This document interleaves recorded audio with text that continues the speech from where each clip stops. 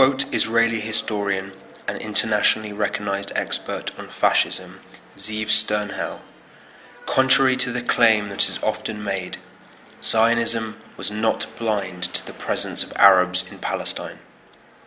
If Zionist intellectuals and leaders ignored the Arab dilemma, it was chiefly because they knew that this problem had no solution within the Zionist way of thinking.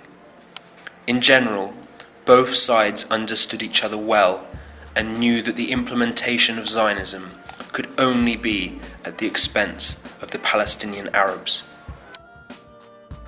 Hunger strike is therefore the only non-violent method of resistance open to prisoners whose sole demand is that their human rights are respected in accordance with international law. I think that all the world had seen what happened in Palestine last month and before last month in September and in October. What happened for the prisoners, because they began open hunger strike in the date of 27th September 2011. Why the prisoners began their open hunger strike?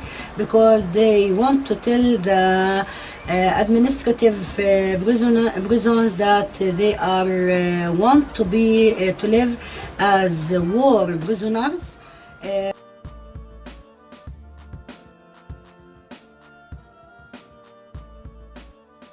Zionist movement could only choose between two strategic options to achieve its goal of the ethnic cleansing of Palestine.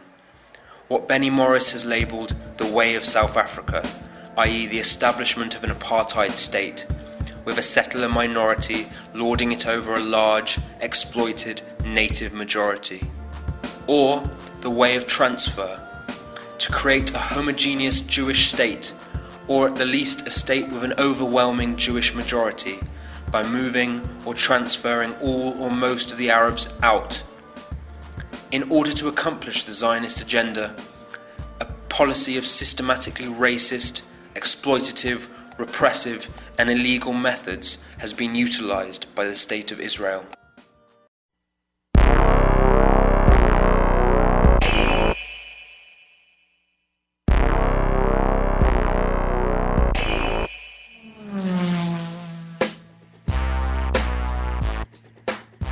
Kader Anan is a baker, shopkeeper, student and father from Araba, near Jenin in the occupied West Bank. He was violently arrested by the Israeli occupying forces in December 2011. He was taken from his home in the middle of the night, during and after which he was subjected to brutal beatings, systematic humiliation and interrogation.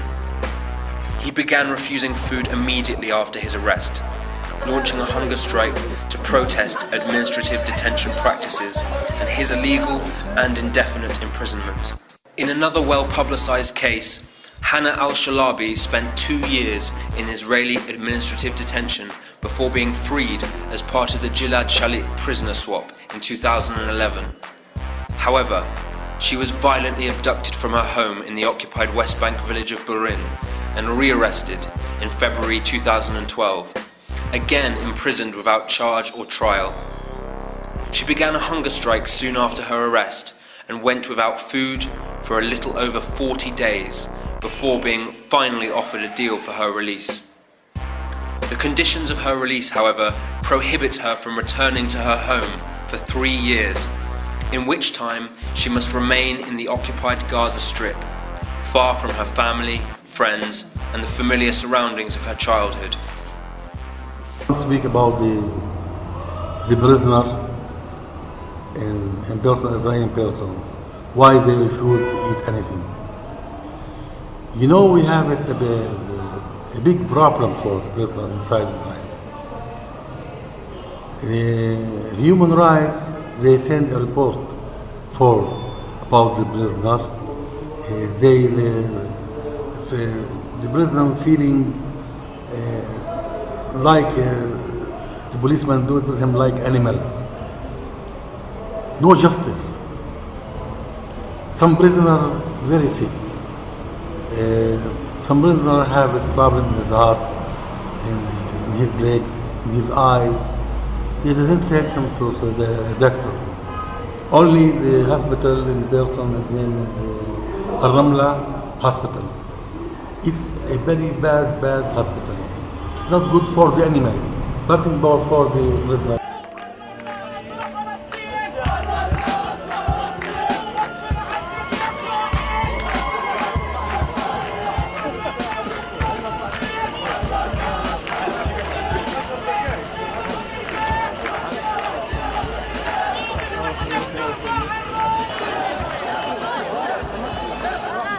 There is no example in history, the first Israeli Prime Minister David Ben-Gurion once accurately stated, that nations open the gates of its country not because of necessity, but because the nation which wants to come in has explained its desire to do it. This succinct narrative framing of the Israeli occupation of Palestine helps us understand the root cause of the problem that this film seeks to address. Adnan's hunger strike focused international attention on administrative detention and sparked demonstrations across Palestine and the world.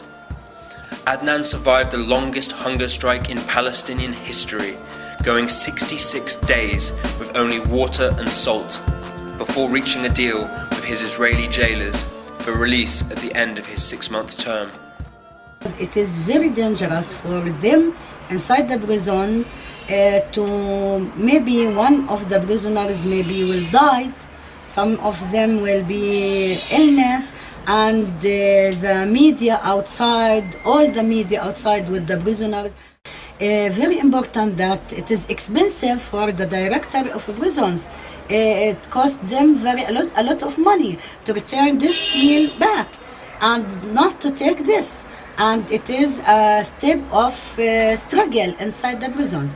And then when all of them began to join the others, it is very dangerous inside the prisons.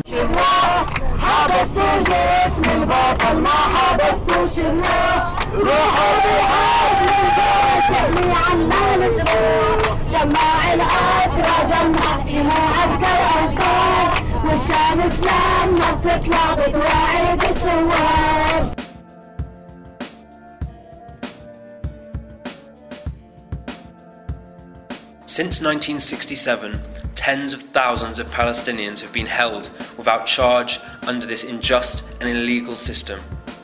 Qadar Annan and Hannah Shalabi are just two such cases, with over 300 Palestinians currently held under administrative detention by the Israeli authorities. Of those currently held, 24 are elected representatives of the Palestinian Legislative Council. One man has been held for over 5 years under this system.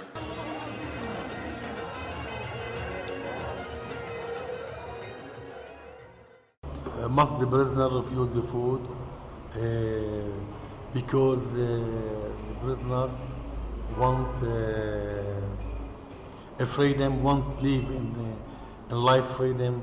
The prisoner is not animals, it's humans, and I give him my hands and told him still refuse the food to take your dream from the Israeli military to live in peace, to return it back to us, to return back to your wife, to your father, to your mother, to your son. So the Israeli director or administration in the prisons know that if the prisoners, the Palestinian prisoners, began and continue more than 10 days, so they will continue. It is dangerous for them that the prisoners will continue there.